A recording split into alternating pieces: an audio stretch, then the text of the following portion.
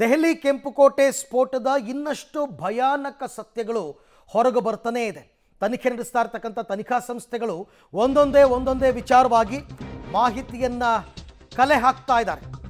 ಸ್ಫೋಟಗೊಂಡ i20 ಕಾರ್ನಲ್ಲಿ 80 kg ಸ್ಫೋಟಕ ಇದ್ದ ಬಗ್ಗೆ ಈಗ ಮಾಹಿತಿ ಲಭ್ಯವಾಗ್ತಾ ಇದೆ. ಅದರಲ್ಲೂ ಕೆಂಪುಕೋಟೆ ಬಳಿಯೇ ಸ್ಫೋಟ ನಡೆಸೋದಕ್ಕೆ ಇವರು ಸಂಚು ರೂಪಿಸಿದ್ದು ಗೊತ್ತಾಗಿದೆ. i20 ಕಾರಿನ ಹಿಂಬದಿ ಸೀಟ್ನಲ್ಲಿ ಸ್ಫೋಟಕಗಳನ್ನು ಇರಿಸಲಾಗಿತ್ತು. ಪ್ಲಾನ್ ಪ್ರಕಾರ ಪಾರ್ಕಿಂಗ್ ಲಾಟ್ನಲ್ಲೇ ಸ್ಫೋಟಕ್ಕೆ ಸಂಚು ಮಾಡಲಾಗಿತ್ತು. ಆದರೆ ಸೋಮವಾರ ರಜೆ ಇದ್ದಿದ್ದರಿಂದ ಜನರ ಸಂಖ್ಯೆ ಕಡಿಮೆ ಇತ್ತು ಅಂತ ಗೊತ್ತಾಗಿದೆ. ಖಾಲಿ ಜಾಗ ನೋಡಿ ಗಲಿಬಿಲಿಗೊಂಡಿದ್ದ ಡಾಕ್ಟರ್ ಉಮರ್ ಇಲ್ಲಿ ಸ್ಫೋಟ ಮಾಡಿ ಏನು ಪ್ರಯೋಜನ ಅಂತ ಆತುರಾತುರದಲ್ಲಿ ಕೆಂಪುಕೋಟೆ ಸ್ವಲ್ಪ ದೂರದಲ್ಲೇ ಸಿಗ್ನಲ್ ಬಳಿ ಸ್ಫೋಟವನ್ನು ನಡೆಸಿದ್ದಾನೆ ಆತ.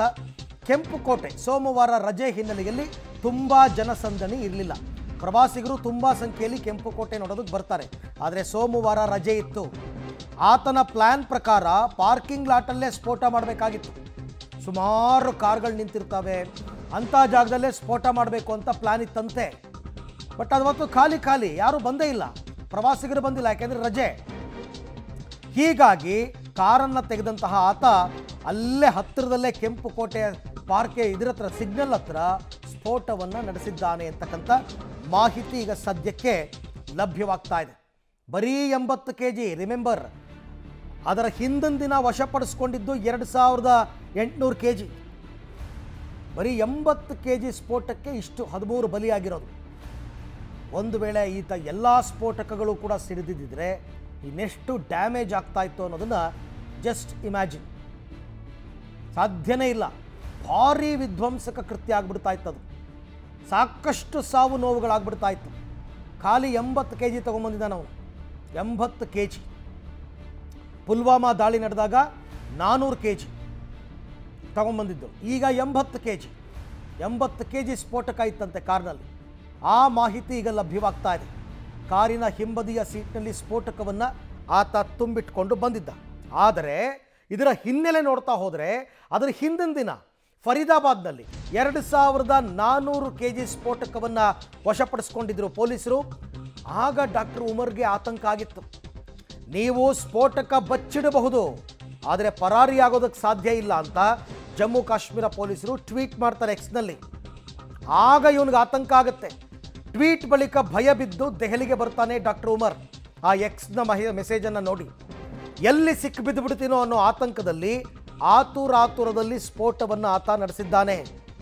i20 ಕಾರ್ನಲ್ಲಿದ್ದ 80 kg ಅಮೋನಿಯಂ ನೈಟ್ರೇಟ್ ಸ್ಫೋಟವಾಗಿದೆ. NIA ತನಿಖೆ ವೇಳೆ ಬಹಿರಂಗಗೊಂಡಿರ್ತಕ್ಕಂಥ ಸತ್ಯ ಇದು. ಕೇವಲ 80 kg ಸ್ಫೋಟಕ ಸಿಡಿದಿದ್ದರಿಂದ ಇಷ್ಟಾಗಿದೆ. ಆತನಿಗೆ ಒಂದು ಸ್ಫೋಟಕಗಳನ್ನು ವಶಪಡಿಸ್ಕೊಂಡಿದ್ದು, ಆಮೇಲೆ ಈತನ ಸ್ನೇಹಿತರೆಲ್ಲರೂ ಕೂಡ ಪೊಲೀಸರ ವಶಕ್ಕೆ ತಗೊಂಡಿದ್ದಾರೆ. ಪೊಲೀಸರು ಅರೆಸ್ಟ್ ಮಾಡಿದ್ದಾರೆ. ಇನ್ನು ನಾನೊಬ್ಬ ಬಚಾವಾಗಕ್ಕೆ ಸಾಧ್ಯನಾ? ಇಲ್ಲ. ಆದರೆ ಪ್ಲ್ಯಾನ್ ಮಾತ್ರ 10-11 ತಿಂಗಳಿಂದ ಮಾಡಿದ್ದು, ವೇಸ್ಟ್ ಆಗಬಾರ್ದು. ಆ ಕಾರಣಕ್ಕೆ ಆತರಗೊಂಡು ಕಾರಿಗೆ ಸ್ಫೋಟಕ ತುಂಬಿಸ್ಕೊಂಡು ಬಂದು ಚಾಂದನಿ ಚೌಕ್ ಹತ್ರ ಈ ಸ್ಫೋಟವನ್ನು ಆತ ಆತಂಕದಲ್ಲೇ ನಡೆಸಿದ್ದಾನೆ. ಆದಷ್ಟು ಡ್ಯಾಮೇಜ್ ಆಗಿಬಿಡಲಿ, ಇನ್ನೇನು ಮಾಡೋಕ್ಕಾಗಲ್ಲ. ಬಟ್ ಒಂದು ವೇಳೆ ಅದನ್ನು ರಿಕವರ್ ಮಾಡ್ಕೊಳ್ಳದೆ ಇದ್ದಿದ್ರೆ 2400 kgನ ಏನಾಗ್ತಾ ಇತ್ತು? ಎಲ್ಲೆಲ್ಲಿ ಇವರು ಸ್ಫೋಟ ಮಾಡ್ತಾಯಿದ್ರು? ಈ ಬಗ್ಗೆ ಮತ್ತಷ್ಟು ಮಾಹಿತಿ ನನ್ನ ಕೊಲೀಗ್ ಶಬೀರ್ ಅವರಿಂದ ಪಡ್ಕೊಳ್ಳೋಣ. ಶಬೀರ್, ಕೇವಲ 80 kg ಸ್ಫೋಟಕ ತುಂಬಿದ್ದ ಕಾರು ಸ್ಫೋಟಗೊಂಡಿದ್ದರಿಂದ ಇಷ್ಟು ಡ್ಯಾಮೇಜು. ಒಂದು ವೇಳೆ ರಿಕವರ್ ಆಗಿರ್ತಕ್ಕಂಥ ಎಲ್ಲವೂ ಕೂಡ ಏನಾದರೂ ಈ ಕೃತ್ಯಕ್ಕೆ ಬಳಸಿದಿದ್ರೆ ಏನು ಗತಿ? ಆ ನಿಟ್ಟಿನಲ್ಲಿ ಸ್ವಲ್ಪ ಮಟ್ಟಿನ ಯಶ ಸಿಕ್ಕಿದೆ ಪೊಲೀಸರಿಗೆ ಅನ್ಬೋದಾ?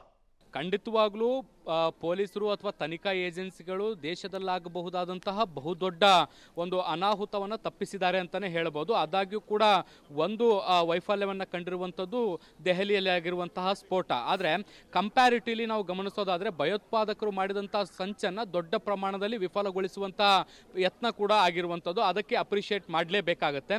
ಮುಖ್ಯವಾಗಿ ಈಗ 80 kg ಸ್ಫೋಟಕ ತಂದಿದ್ದರ ಪರಿಣಾಮಗಳು ಹೇಗಿತ್ತು ಅನ್ನುವಂಥದ್ದನ್ನು ಅರವಿಂದ್ ನಾನು ನಿಮಗೆ ತೋರಿಸ್ತೀನಿ. ಯಾಕೆಂದರೆ ಆ ಒಂದು I-20 ಕಾರ್ನಲ್ಲಿ 80 kgಯಷ್ಟು ಸ್ಫೋಟಕ ತುಂಬಿಕೊಂಡ್ಬಂದು ಸ್ಫೋಟ ಮಾಡಿದರ ಪರಿಣಾಮ ಹೇಗಿತ್ತು, ಒಂದು ವೇಳೆ ಭಯೋತ್ಪಾದಕರು ದೊಡ್ಡ ಪ್ರಮಾಣದಲ್ಲಿ ಸಂಚು ರೂಪಿಸಿದ್ರೆ ಅದರ ಅನಾಹುತಗಳು ಹೇಗೆ ಆಗಬಹುದಿತ್ತು ಅನ್ನುವಂಥದ್ದನ್ನು ಸುಮ್ಮನೆ ಒಂದು ಅಂದಾಜಾಗಿ ಹೇಳ್ತೀನಿ ನೋಡಿ. ಆ ಬಿಳಿ ಬಟ್ಟೆ ಏನು ಕಟ್ಟಿದ್ದಾರೆ, ಆ ಬಿಳಿ ಬಟ್ಟೆ ಕಟ್ಟಿರುವಂಥ ಪ್ರದೇಶ ಏನಿದೆ ಅದು ಕಾರು ಸ್ಫೋಟಗೊಂಡಿರುವಂಥ ಪ್ರದೇಶ ನೋಡಿ. ಅಲ್ಲಿಂದ ಸರಿಸುಮಾರು 200 ಮೀಟರ್ವರೆಗೂ ಕೂಡ ಅದರ ಅವಶೇಷಗಳು ಬೇರೆ ಕಡೆಗೆ ಹೋಗಿ ಬೀಳ್ತವೆ ಅಂದರೆ ನಾವು ಸುಮ್ಮನೆ ಯೋಚನೆ ಮಾಡಬೇಕು ನೋಡಿ. ಆ ಪೊಲೀಸರೆಲ್ಲ ಓಡಾಡ್ತಿರುವಂಥ ದೃಶ್ಯಗಳಿದಾವಲ್ಲ, ಅಲ್ಲೆಲ್ಲವೂ ಕೂಡ ಅಲ್ಲೆಲ್ಲ ಬೇರೆ ಬೇರೆ ಭಾಗದಲ್ಲೆಲ್ಲ ಆ ವಾಹನದ ಪಳಿಯುಳಿಕೆಗಳು ಅಥವಾ ಸ್ಫೋಟಗೊಂಡಿರುವಂಥ ವಸ್ತುಗಳು ಬಂದು ಬಿದ್ದಿದ್ವು. ಮತ್ತು ಹೀಗೆ ಈ ಕಡೆ ಮಾರ್ಕೆಟ್ ಪ್ರದೇಶವನ್ನು ಕೂಡ ನಿಮಗೆ ತೋರಿಸ್ತೀನಿ. ಈ ಮಾರ್ಕೆಟ್ನ ಒಳಗಡೆ ಪ್ರದೇಶದಲ್ಲೂ ಕೂಡ ಈ ಒಂದು ಅವಶೇಷಗಳು ಬಂದು ಬೀಳ್ತವೆ. ಅದ್ರ ಜೊತೆಗೆ ಈ ಸ್ಫೋಟಗೊಂಡ ಪ್ರದೇಶ ಏನಿದೆ ಅಲ್ಲಿಂದ ಒಂದು 300 ಮೀಟರ್ ದೂರದಲ್ಲಿ 30ರಿಂದ 40 ಮೀಟರ್ ದೂರದಲ್ಲಿ ಈ ದೇವಸ್ಥಾನ ನೋಡ್ತಿದ್ರಲ್ಲ, ಜೈನ ಮಂದಿರ, ಈ ಜೈನ ಮಂದಿರ ನೋಡ್ಲಿಕ್ಕೆ ಸಿಗುತ್ತೆ. ಬಹಳ ಅಟ್ಯಾಚ್ಡ್ ಕ್ಲೋಸ್ಡ್ ಆಗಿರುವಂತಹ ಜಾಗ.